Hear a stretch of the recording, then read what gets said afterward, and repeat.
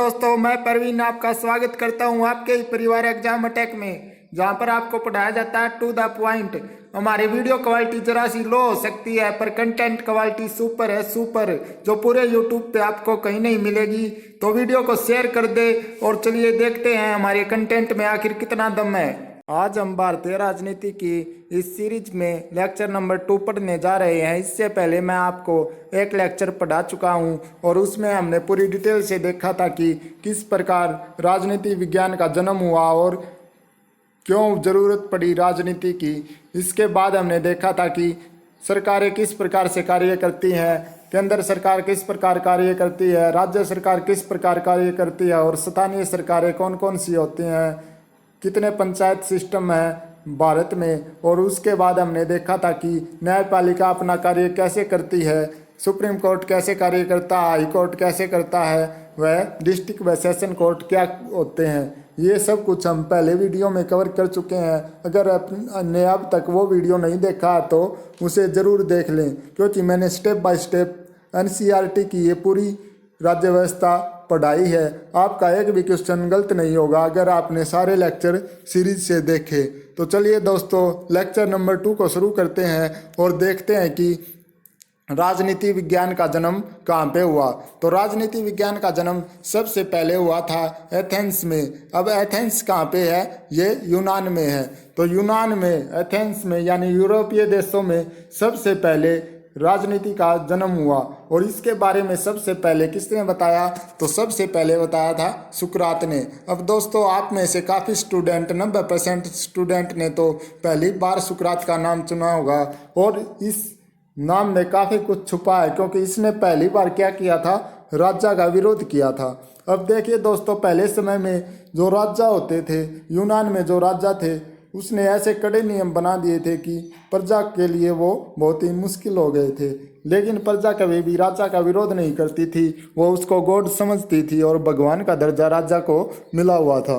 लेकिन सुकरात ने उन नियमों का विरोध किया पहली बार, और इसने राज्य व्यवस्था के बारे में काफ़ी कुछ बोला कि ऐसे ऐसे नियम कानून होने चाहिए जिससे किसी के अधिकारों का हनन न हो। लेकिन क्या था, कमी क्या थी कि सुकरात न तो पढ़े लिखे थे, नहीं पढ़ना जानते थे और नहीं लिखना जानते थे। तो ये ऐसे ही बोलते रहे और सब सुनते रहे, किसी ने इतना ध्यान नहीं दिया इनकी बातों पे। लेकिन इन थे प्लूटो। अब प्लूटो ने क्या किया? वो एजुकेटेड थे। उन्होंने सुकरात द्वारा बताए गए नियमों को एक किताब में लिख लिया, और वो किताब थी द रिपब्लिक या द लॉज। तो प्लूटो ने 2 किताबें लिखी, द लॉज और द रिपब्लिक। ये दोनों ही क्वेश्चन एग्जाम में काफ़ी बार पूछे जाते हैं। अगर आप कांस्टेबल लेवल की तैयारी करते हैं तो आपको ये क्वेश्चन याद रखने हैं कि प्लूटो द्वारा लिखी गई किताब थी द लॉज और द रिपब्लिक। और इस किताब में उन्होंने क्या लिखा था? सुकरात द्वारा बताए गए नियमों को। अब देखिए दोस्तों, अगर लेवल को थोड़ा अप किया जाए, अगर IAS लेवल की बात करें तो ये भी पूछा जा सकता है कि प्लूटो ने एक एकेडमी खोली थी। इन पुस्तकों की सहायता से वो इसमें पढ़ाते थे। उस एकेडमी का क्या नाम था? The academy. अब द एकेडमी कहाँ पे थी? एथेंस, यूनान में। तो दोस्तों, आपने देखा कि सुकरात ने कुछ नियम कानून बताए, लेकिन वो पढ़ना नहीं जानते थे, पर प्लूटो ने उन्हें एक किताब में लिख लिया और पुस्तक का नाम था द लॉज और द रिपब्लिक। अब इस द लॉज और रिपब्लिक पुस्तक की सहायता से वो एक एकेडमी में पढ़ाने लगे, और उस एकेडमी का नाम था द एकेडमी, और वो थी एथेंस में। अब दोस्तों, उस एकेडमी में पढ़ते थे अरस्तु। तो अरस्तु किसके शिष्य थे?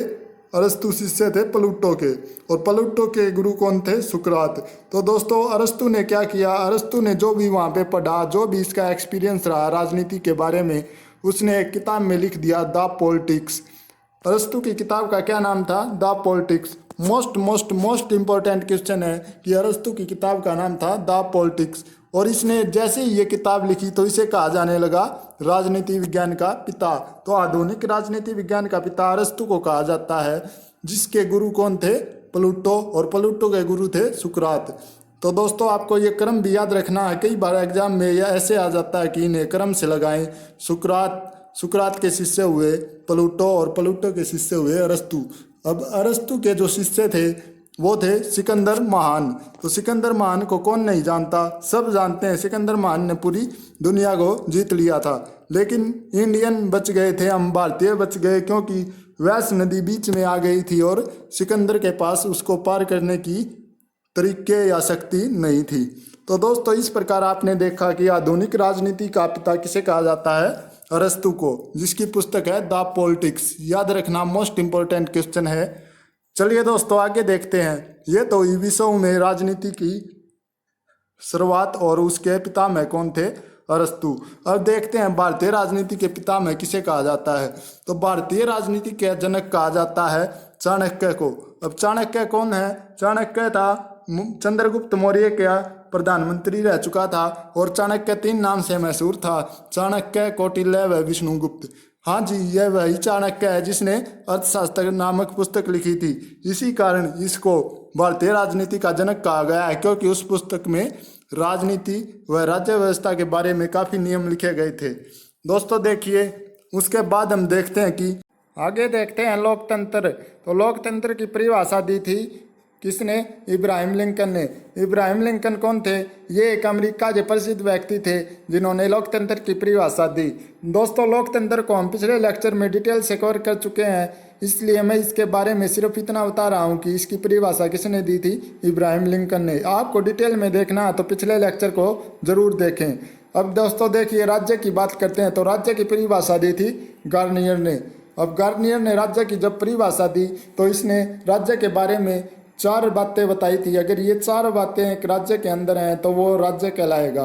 दोस्तों देखिए, इसने कहा था कि उस क्षेत्र का निश्चित भूभाग होना चाहिए, उसमें जनसंख्या होनी चाहिए और क्या बताया था कि उसमें सरकार होनी चाहिए व उसमें संप्रभुता होनी चाहिए। अब दोस्तों देखिए, राज्य होने के लिए ज़रूरी है कि उसका एक क्षेत्र हो, जैसे कि पंजाब का एक फिक्स क्षेत्र है और उसमें क्या हो, जनता हो, उसमें जनता भी है, यानी कि उसमें पॉपुलेशन भी है और उसमें सरकार भी है जो नियम कानून बनाती है और उनका पालन करते हैं। और उसके अंदर संप्रभुता। अब संप्रभुता क्या है कि निर्णय लेने की शक्ति, कि सरकार पूरी तरह से स्वतंत्र है निर्णय लेने के लिए, उसी को संप्रभुता बोलते हैं, तभी वो राज्य होगा।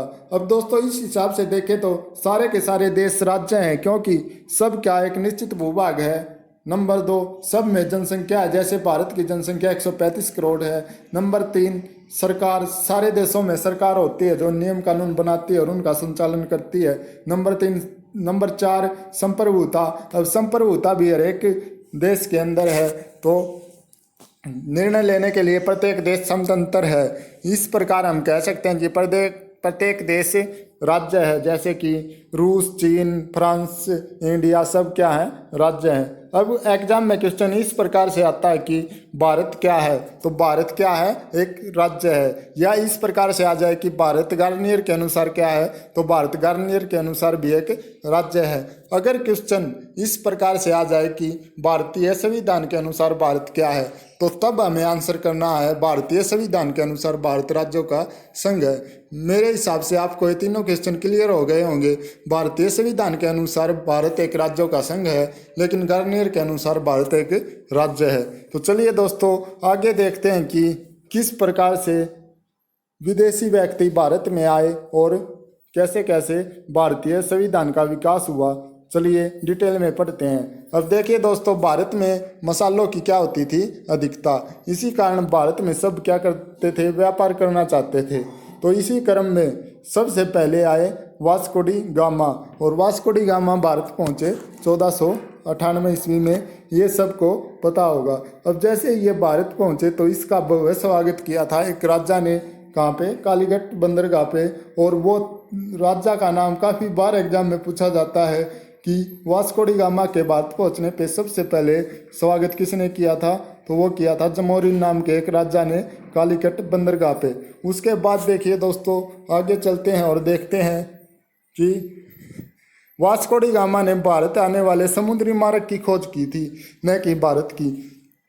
देखिए दोस्तों, भारत का इतिहास तो काफ़ी पुराना रहा है, इसीलिए आपको कंफ्यूज नहीं होना है। वास्को डी गामा ने केवल उस समुद्री मार्ग की खोज की थी जो भारत तक आता था, न कि भारत की। अब देखिए दोस्तों, एक क्वेश्चन ये भी पूछा जाता है कि वेस्ट इंडीज़ की खोज किसने की?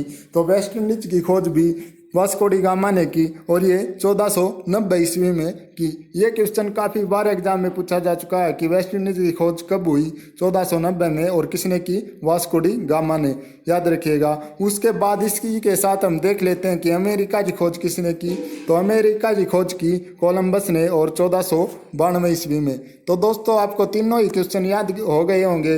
अमेरिका की खोज 1492 कोलंबस और वेस्ट इंडीज की खोज 1490 वास्को डी गामा तथा भारत के समुद्री मार्ग की खोज 1498 ईस्वी में वास्को डी गामा। अब देखिए दोस्तों, जैसे ही पुर्तगाली आ गए उसके बाद डच आए और फिर अंग्रेज़ों ने भारत का रुख किया। तो अंग्रेज़ों ने सबसे पहले परमिशन मांगी व्यापार करने की ईस्ट इंडिया कंपनी ने कि हमें ईस्ट के जो देश हैं उसमें व्यापार करना है। और वहाँ पर एक मर्चेंट ऑफ एडवेंचर का समूह होता था, यानी कि कुछ लोगों का समूह जिसे मर्चेंट ऑफ एडवेंचर कहा जाता है।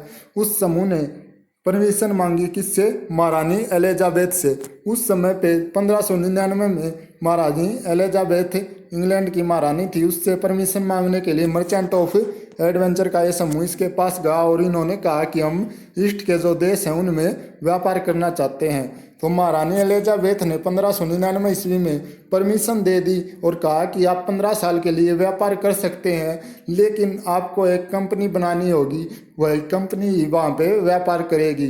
तो इस प्रकार ईस्ट इंडिया कंपनी की स्थापना हुई इंग्लैंड में। और दोस्तों उसके बाद क्या हुआ कि 1609 ईस्वी में जेम्स प्रथम ने कहा कि 15 साल के लिए नहीं, आपको अनिश्चित काल के लिए व्यापार की आज्ञा दी जाती है। तो 1609 ईस्वी में जेम्स प्रथम ने अनिश्चित काल के लिए व्यापार की आज्ञा दे दी ईस्ट इंडिया कंपनी को। ये क्वेश्चन काफ़ी बार पूछा गया है कि किसने ईस्ट इंडिया कंपनी को अनिश्चित काल तक व्यापार की आज्ञा दी। तो वो थे जेम्स प्रथम, इंग्लैंड के सम्राट, जिसने 1609 ईस्वी में यह आज्ञा दी थी। अब बात आती है भारत में प्रवेश की। तो भारत में अंग्रेज़ों का पहली फैक्ट्री लगी, जो वह पहला कारखाना कहाँ पे लगा, सूरत में, और वो लगा 24 अगस्त 1608 ईस्वी में। उसके बाद 1615 में क्या हुआ, सर थॉमस रो, जो सर थॉमस रो थे वो आया जागीर के दरबार में। मुगल शासक जागीर के दरबार में सर थॉमस रो आए और उन्होंने कहा कि हम भारत में व्यापार करना चाहते हैं और परमिशन ले ली। उसके बाद 1615 ईस्वी में एक और कोठी लगाई, यानी कि एक और फैक्ट्री लगाई अंग्रेज़ों ने, और वो लगाई कहाँ पे, मद्रास में। अब अंग्रेज़ों की भारत में 2 फैक्ट्रियाँ हो चुकी थी, एक सूरत में और एक मद्रास में। तो क्या हुआ, अंग्रेज वहाँ पे खेती करने लगे रेशम, नील, अफीम व केसर की। तो अंग्रेज भारत में रेशम की, नील की, अफीम की व केसर की खेती करने लगे।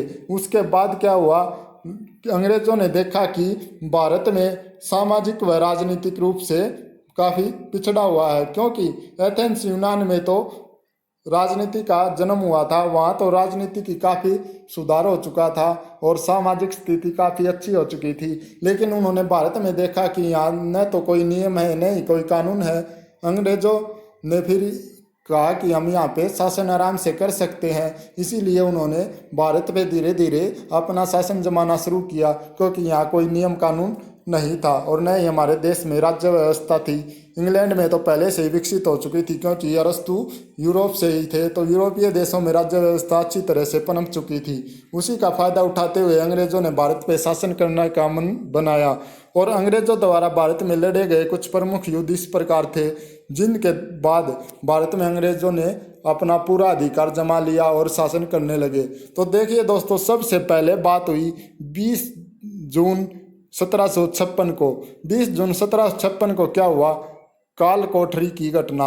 यानी कि काल कोठरी की घटना क्या थी, इसमें 146 अंग्रेज़ों को गिरफ्तार कर दिया गया और ये घटना कहाँ पे घटित हुई थी, विलियम फोर्ट, कोलकाता में। तो कोलकाता में 20 जून 1756 ईस्वी को 146 अंग्रेज़ों को इसमें गिरफ्तार कर दिया गया और ये काफ़ी कम स्पेस था, इसी कारण से दम घुटने से 123 अंग्रेज़ों की मौत हो गई। तो उसी का बदला लेने के लिए अंग्रेज़ों ने क्या किया, अंग्रेज़ों ने प्लासी का युद्ध किया 1757 में। 1756 ईस्वी में काल कोठरी की घटना घटी, उसका बदला लेने के लिए अंग्रेजों ने युद्ध किया, प्लासी का युद्ध। और वो कब किया? 1757 ईस्वी में। तो 1757 ईस्वी में रॉबर्ट क्लाइव जो बंगाल के गवर्नर थे, वो पहले गवर्नर अब क्वेश्चन यही आ जाता है कि बंगाल के पहले गवर्नर कौन थे? तो वो थे रॉबर्ट क्लाइव। अब रॉबर्ट क्लाइव व सिराजुद्दौला के बीच युद्ध हुआ, जिसे प्लासी का युद्ध कहा जाता है। और इसमें कौन विजयी रहा? Robert Clive. और सिराजुद्दौला हार गया। पर सिराजुद्दौला के सेनापति मीर जाफर ने, तो सिराजुद्दौला के जो सेनापति थे वो थे मीर जाफर, ये भी याद रखना है। इन्होंने शासन किया 1757 से लेके 1760 तक। उसके बाद इसके सेनापति आए और वो थे मीर कासिम। तो मीर कासिम ने किया शासन 1760 से 1763। अब दोस्तों मैं ये क्यों बता रहा हूँ? क्योंकि मैं आपको ये कड़ी जोड़ना चाहता हूँ कि क्या इसके बाद क्या हुआ, 1757 के बाद क्या हुआ। नहीं तो मैं सीधा आपको रेगुलेटिंग एक्ट पढ़ा सकता था, लेकिन मैं आपको जोड़ना चाहता हूं ताकि आपको याद रखने में आसानी रहे। उसके बाद हुआ 1760 से 1763 मीर कासिम के शासन के बाद बक्सर का युद्ध हुआ। और बक्सर का युद्ध कब हुआ? तो बक्सर का युद्ध हुआ 1764 ईस्वी में। अब देखिए दोस्तों, 1764 में जब बक्सर का युद्ध हुआ तो उस समय पे अवध के नवाब थे सिराजुद्दौला, बंगाल के थे मीर कासिम व मुगल के थे शाह आलम द्वितीय।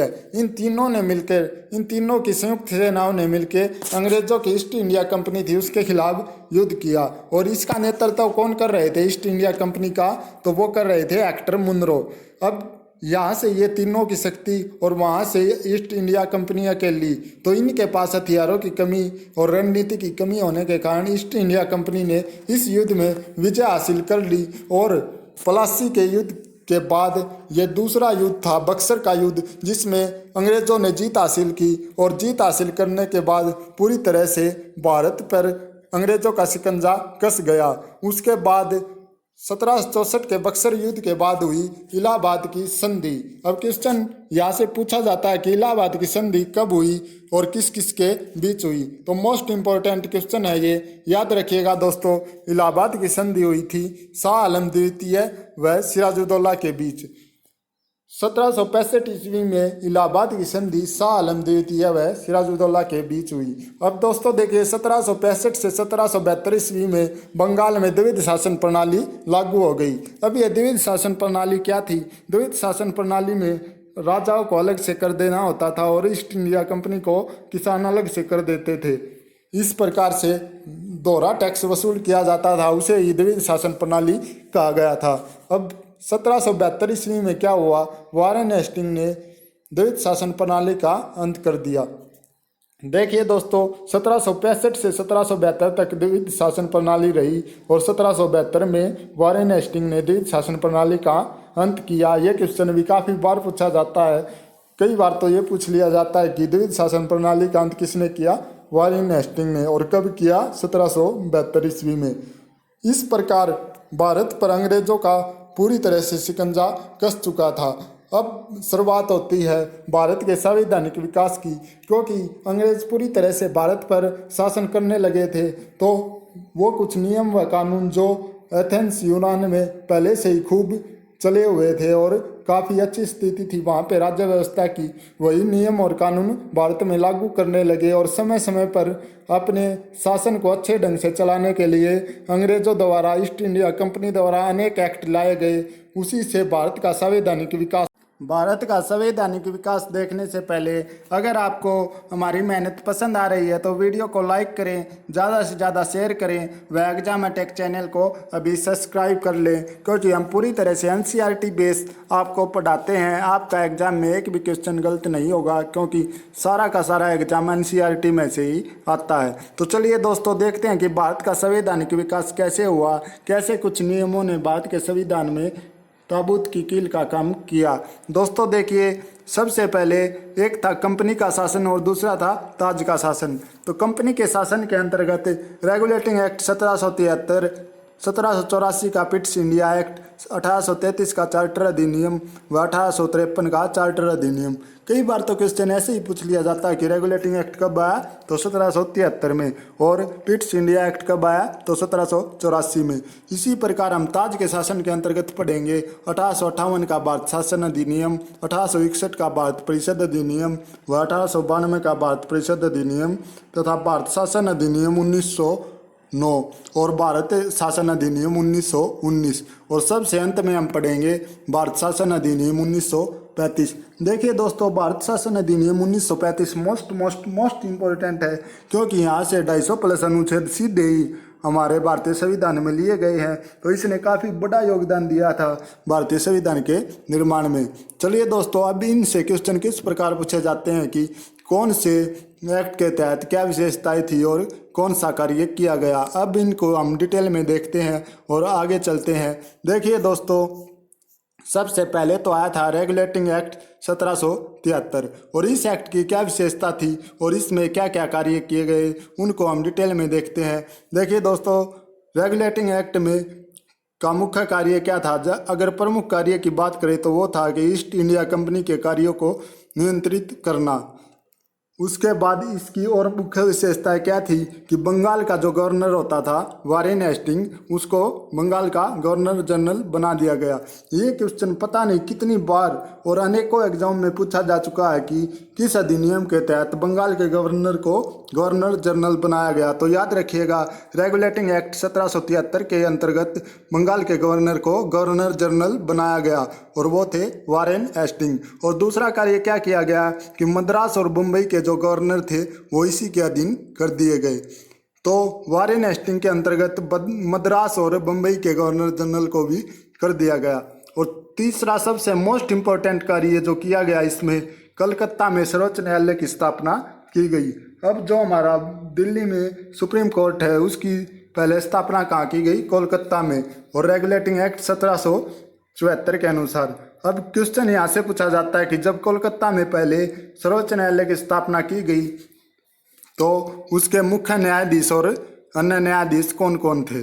तो दोस्तों, आप सर्वोच्च न्यायालय को देख सकते हैं। ये था कोलकाता में सर्वोच्च न्यायालय, जिसकी स्थापना 1774 ईस्वी में की गई। तो इसमें मुख्य न्यायाधीश थे सर एलिजा एम्पे व अन्य न्यायाधीश थे। अब देखिए दोस्तों, मुख्य न्यायाधीश तो सर एलिजेंट एम्पे थे और मुख्य न्यायाधीश थे चेम्बर्स, लिमिस्टर व आइड। यहाँ से भी क्वेश्चन पूछा जा सकता है कि अन्य न्यायाधीश कौन कौन थे, तो वो भी आपको याद रखने हैं, चेम्बर्स, लिमिस्टर व आइड। और मुख्य न्यायाधीश तो सर एलिजेंट एम्पे थे। तो चलिए दोस्तों, इसके बाद हम देखते हैं कि और क्या हुआ 1773 के रेगुलेटिंग एक्ट के तहत। क्या हुआ कि जो निजी व्यापार करते थे इंडिया में, अब कुछ ब्रिटिश ऐसे थे जो कंपनी से लुकमा छुपमा अलग से अपना निजी व्यापार करते और मोटा मुनाफा कमाते थे।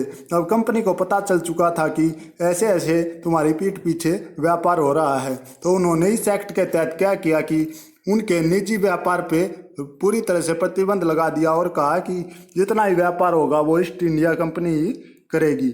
अब क्या हुआ, जितना भी राजस्व इकट्ठा होता और जो भी नागरिक और सैनिक अधिकार थे वो सब ब्रिटिश सरकार को सौंप दिए। 73 के रेगुलेटिंग एक्ट के मुख्य कार्य क्या थे कि बंगाल के गवर्नर को गवर्नर जनरल बना दिया गया, जो कौन थे, वारेन हेस्टिंग थे। दोस्तों, क्वेश्चन इस प्रकार भी पूछा जाता है कि 1773 के रेगुलेटिंग एक्ट के समय गवर्नर जनरल कौन थे, तो वो थे वारेन हेस्टिंग। और निजी व्यापार पर पूरी तरह से रोक लगा दी गई। सर्वोच्च न्यायालय की स्थापना कोलकाता में की गई। इस प्रकार ये इसके प्रमुख बिंदु थे। अब आगे चलते हैं और अगला एक्ट आता है हमारा पिट्स इंडिया एक्ट। तो पिट्स इंडिया एक्ट कब आया था, तो पिट्स इंडिया एक्ट आया था 1784 ईस्वी में। और इसके क्यों लेकर आया गया था, ये इसलिए लेकर आया गया था कि 1773 में जो कमियां रह गई थी उनको दूर करने के लिए पिट्स इंडिया एक्ट 1784 में लेकर आया गया था। अब इसकी विशेषताएं क्या थी कि कंपनी के राजनीतिक और वाणिज्यिक कार्यों को अलग अलग कर दिया गया था। इस एक्ट की विशेषता ये थी कि राजनीतिक कार्य और वाणिज्यिक कार्य यानी कि व्यापार करने वाले कार्य और राजनीति यानी शासन करने वाले कार्यों को अलग अलग कर दिया गया था। राजनीतिक मामलों के लिए एक बोर्ड बनाया गया था जिसे नियंत्रक बोर्ड कहा गया था। अब देखिए दोस्तों, इस एक्ट के तहत भारत में जो शासन करने की व्यवस्था थी उसको काफ़ी मजबूत किया गया था, यानी कि राजनीतिक कार्य अलग व्यक्तियों को दिया गया और व्यापारिक कार्य अलग को, और जो राजनीतिक मामले थे उनके लिए एक नियंत्रण बोर्ड भी बना दिया गया था जो इंग्लैंड से रेगुलेट होता था। और इसके तहत ही द्विध शासन का प्रारंभ हुआ था। इसके तहत द्विध शासन प्रणाली को फिर से प्रारंभ कर दिया गया था। अब इसके लिए एक और मुख्य कार्य क्या हुआ था कि कंपनी के भारतीय अधिकृत प्रदेशों को पहली बार ब्रिटिश अधिकृत भारतीय प्रदेश कहा गया था। इसमें ये क्वेश्चन काफ़ी इम्पोर्टेंट है और काफ़ी बार पूछा गया है कि किस एक्ट के तहत कंपनी के भारतीय अधिकृत प्रदेशों को, यानी कि जिस प्रदेश पर जो भारत का था और कंपनी ने अधिकार कर रखा था उसको पहली बार ब्रिटिश अधिकृत भारतीय प्रदेश कहा गया था।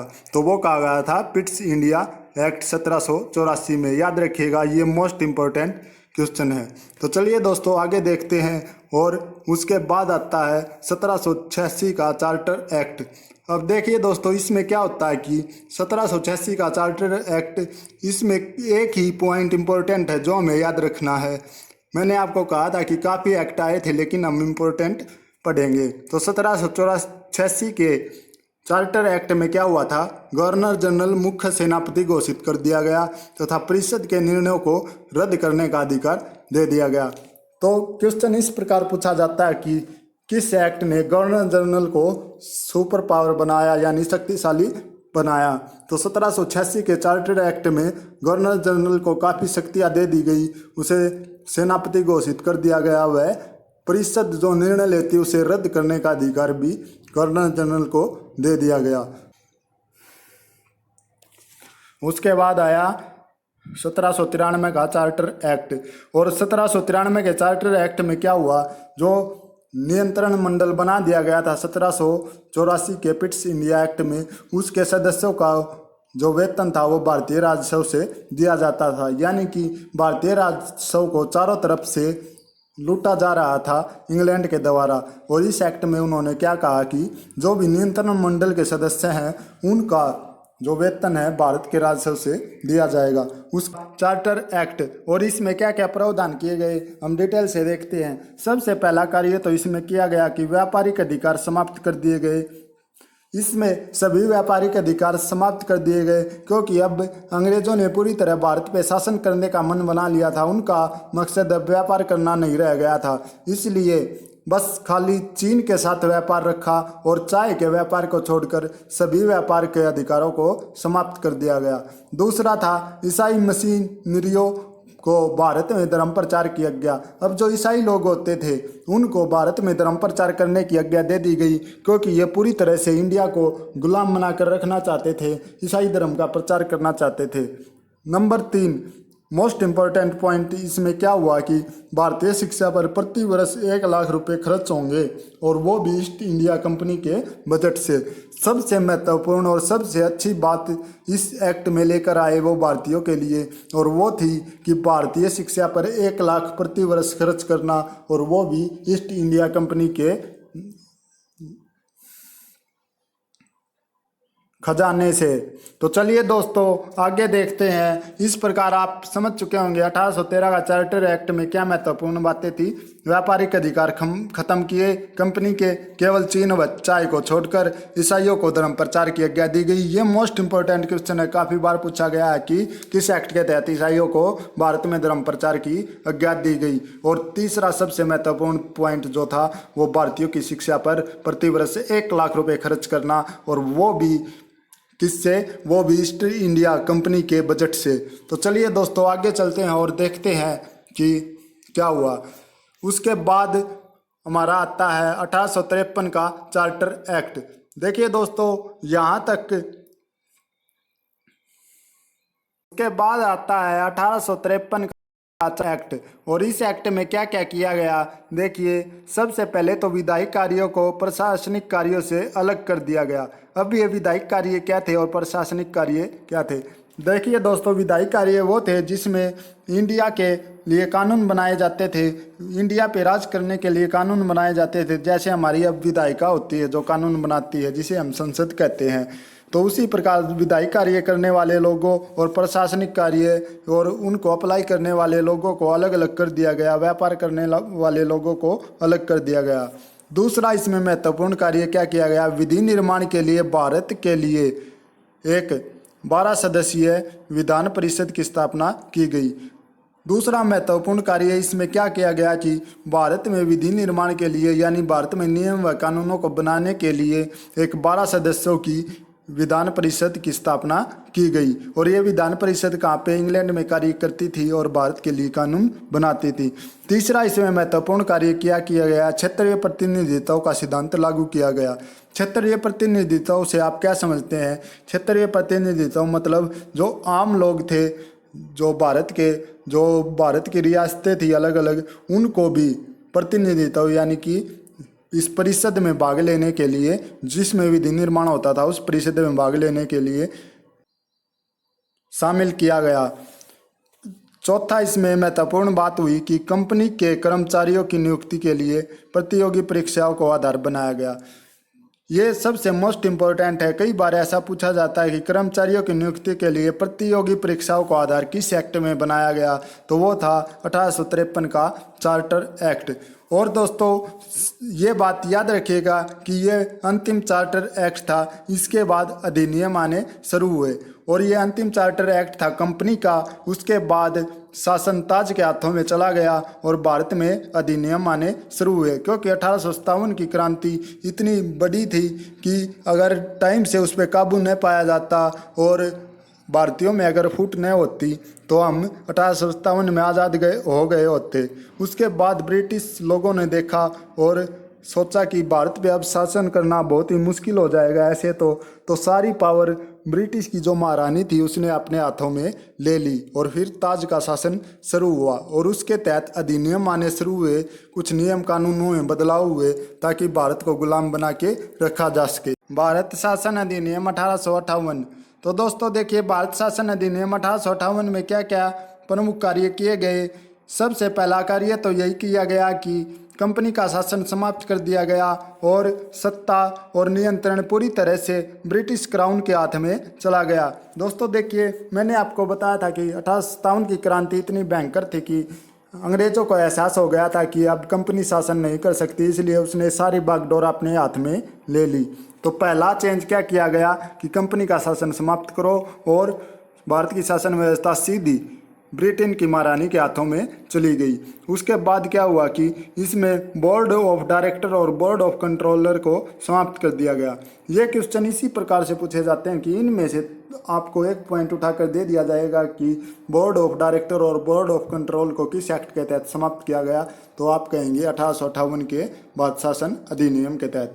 इस प्रकार आपको ये याद रखनी है। तीसरा कार्य क्या हुआ कि भारत के राज्य सचिव की नियुक्ति की गई। अब भारत का राज्य सचिव क्या होता था? भारत का राज्य सचिव ब्रिटिश की जो मंत्रिमंडल होती थी, जो कानून बनाती थी, उसका एक हिस्सा होता था।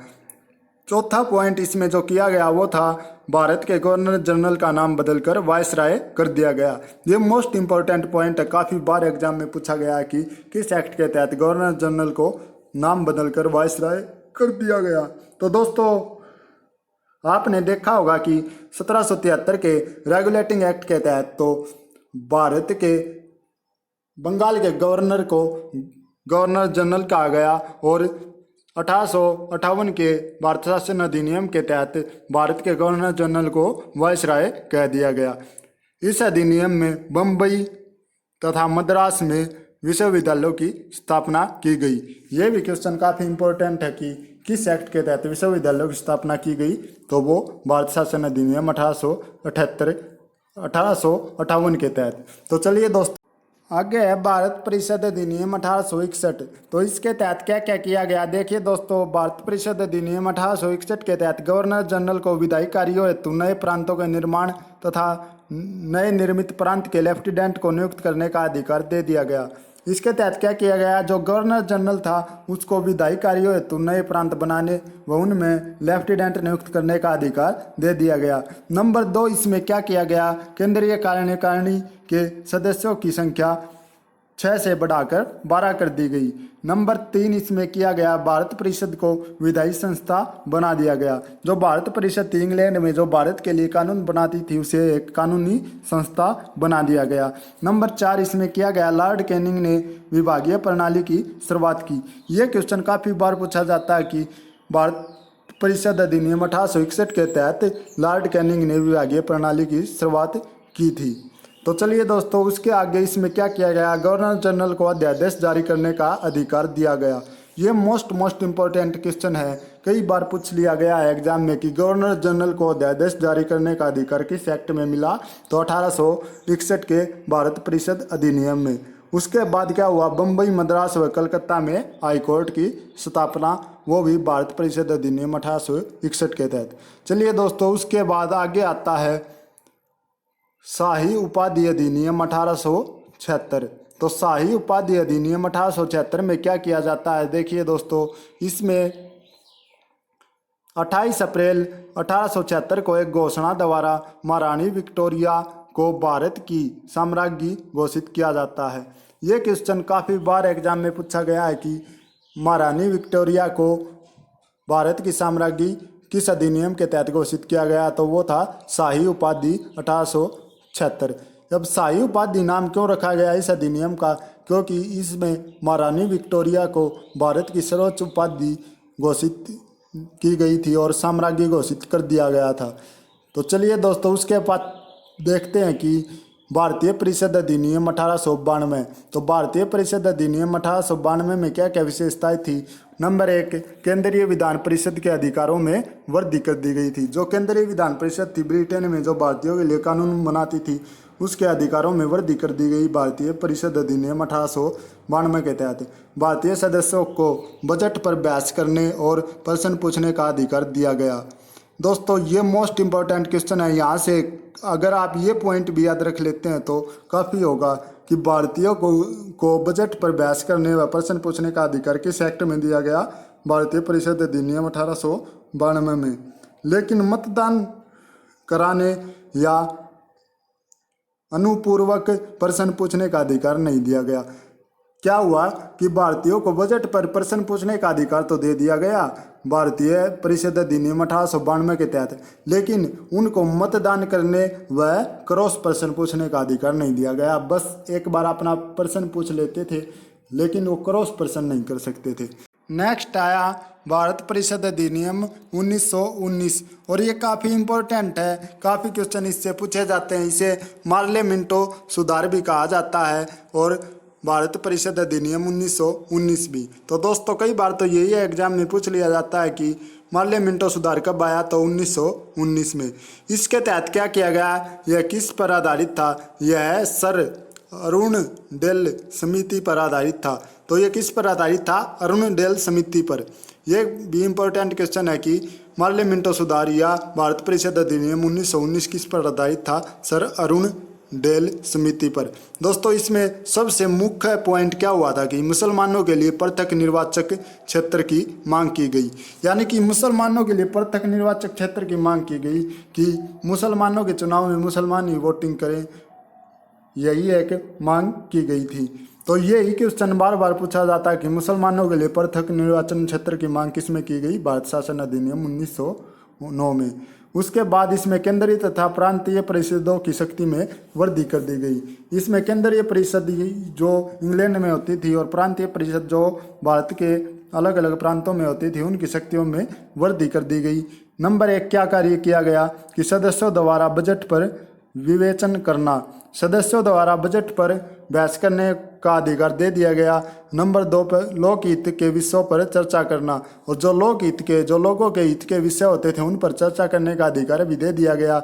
नंबर 3 अनुपूरक प्रश्न पूछने का अधिकार, जब क्रॉस प्रश्न पर पूछने का अधिकार भी इसमें दे दिया। इसमें सर्वप्रथम भारत परिषद के भारतीय सदस्यों को शामिल किया गया। इसमें क्या हुआ कि सर्वप्रथम जो भारत परिषद थी उसमें भारतीय सदस्यों को शामिल किया गया, और शामिल होने वाले पहले इंसान थे केसी गुप्ता और दूसरे थे सैयद हुसैन। तो दोस्तों ये भी याद रखना है कि भारत परिषद में शामिल होने वाले पहले भारतीय सदस्य थे केसी गुप्ता व सैयद हुसैन। उसके बाद देखिए दोस्तों आता है भारत शासन अधिनियम 1919, और भारत शासन अधिनियम 1919 भी काफ़ी पॉपुलर हुआ और इसे इमेंटेंगू चेम्स्फोर्ड सुधार भी कहा गया। तो पहले वाले 1909 वाले को कहा गया मार्ले मिंटो सुधार और 1919 वाले को मेंटेंगू चेम्स्फोर्ड सुधार। दोस्तों देखिए 1909 वाले में मोस्ट इम्पोर्टेंट बात ये रही कि इसमें मुसलमानों के लिए अलग से निर्वाचन क्षेत्र की मांग की गई, और 1919 के मेंटेंगू चेम्स्फोर्ड सुधार में क्या क्या इंपॉर्टेंट रहा उसको हम डिटेल से देखते हैं। चलिए दोस्तों चलिए देखते हैं चेम्स्फोर्ड सुधार की क्या क्या प्रमुख विशेषताएं रही। तो इसमें सबसे पहले उत्तरदायी शासन शब्द का प्रयोग हुआ। तो इसमें क्या हुआ कि सबसे पहले उत्तरदायी शासन शब्द का स्पष्ट प्रयोग हुआ।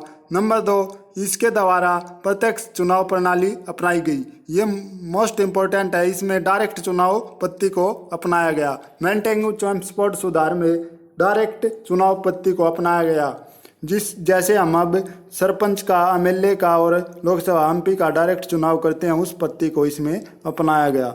नंबर 3, महिलाओं को मताधिकार दे दिया गया। मोस्ट इम्पोर्टेंट यहीं से क्वेश्चन पूछे जाते हैं कि मेंटेंगू चेम्स्फोर्ड सुधार के अंतर्गत महिलाओं को वोट डालने का अधिकार दे दिया गया। नंबर 4, सांप्रदायिक आधार पर निर्वाचन प्रणाली को सिखों पर भी लागू कर दिया गया। जैसे 1909 में मुसलमानों ने मांग की थी कि अलग से निर्वाचन होना चाहिए, उसी प्रकार इसमें क्या किया गया, सिखों पे भी ये अप्लाई कर दिया गया, सिख समुदाय पे, क्योंकि अंग्रेज चाहते थे कि भारतीयों को पूरी तरह से फूट डालकर उन पर राज किया जाए। इसके द्वारा और क्या किया गया, केंद्र में द्विसदन विधायिका स्थापित की गई। केंद्र में द्विसदन विधायिका जैसे कि अब हम पढ़ते हैं राज्यसभा व विधानसभा, राज्यसभा व लोकसभा, उसी प्रकार से इसमें राज्य परिषद और विधानसभा 2 लागू कर दी गई। उसके बाद हम देखते हैं इसमें आगे क्या हुआ। इसमें आगे क्या हुआ कि प्रांतों में द्विध शासन प्रणाली को भी लागू कर दिया गया, और द्विध शासन प्रणाली 2 वर्गों में बांट दिया गया। एक था हस्तांतरण और दूसरी थी आरक्षित। तो हस्तांतरित थी, उसमें क्या था, शिक्षा और स्वास्थ्य, व आरक्षित था राजस्व, न्याय, वित्त। उसके बाद आया भारत शासन अधिनियम 1935, और ये मोस्ट इम्पोर्टेंट रहा। भारतीय संविधान की रीढ़ की हड्डी साबित हुआ, क्योंकि इससे 250+ अनुच्छेद सीधे भारतीय संविधान में लिख लिए गए। अब इसकी विशेषताएं क्या क्या थी और इसमें कितने अनुच्छेद थे, कितनी अनुसूची थी, कितने भाग थे, सब कुछ देखते हैं डिटेल में। तो भारत शासन अधिनियम 1935 में 321 अनुच्छेद थे, 10 अनुसूचियाँ थी व 14 भाग थे। क्वेश्चन यहाँ से डायरेक्ट पूछे जाते हैं कि भारत शासन अधिनियम में कितने आर्टिकल थे, तो 331, और अनुसूचियाँ कितनी थी, 10, और अनुच्छेद थे 14।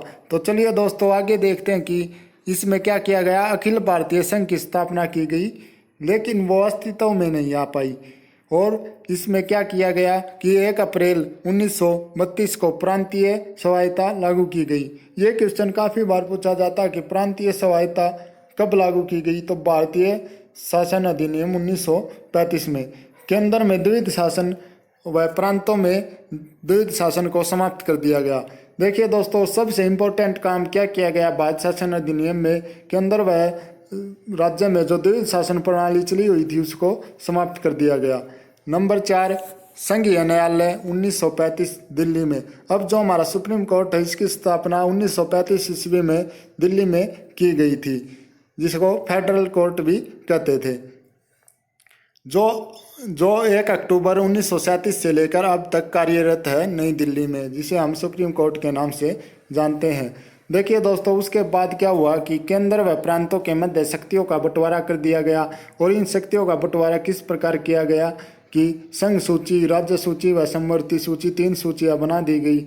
और संघ सूची के अंतर्गत 59 विषय आते थे, राज्य सूची के अंतर्गत 54 विषय आते थे, व समवर्ती सूची के अंतर्गत 34 विषय आते थे।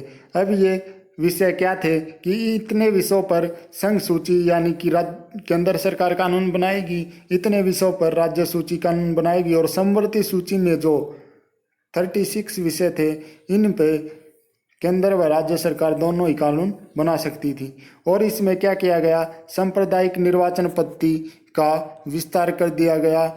वह सांप्रदायिक निर्वाचन पद्धति का विस्तार किस प्रकार किया गया? सबसे पहले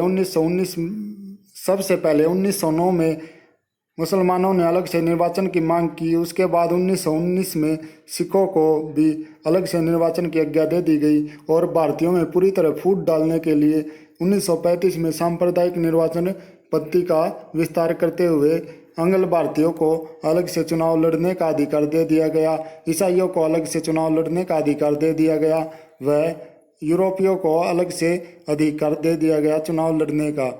इसी प्रकार हरिजनों को भी अलग से चुनाव लड़ने का अधिकार दे दिया गया। अलग से चुनाव लड़ने का अधिकार क्या था कि इसके चुनाव में हरिजनों के चुनाव में हरिजन वोट डालेंगे, ईसाइयों के चुनाव में ईसाई वोट डालेंगे। और उसके बाद इम्पोर्टेंट काम क्या किया गया कि भारत परिषद का अंत कर दिया गया। वह इसी एक्ट के तहत वर्मा को भारत से अलग कर दिया गया। वर्मा यानी कि जिसे हम अब म्यांमार के नाम से जानते हैं, उसको भारत से अलग किया गया भारत शासन अधिनियम 1935 के अंतर्गत।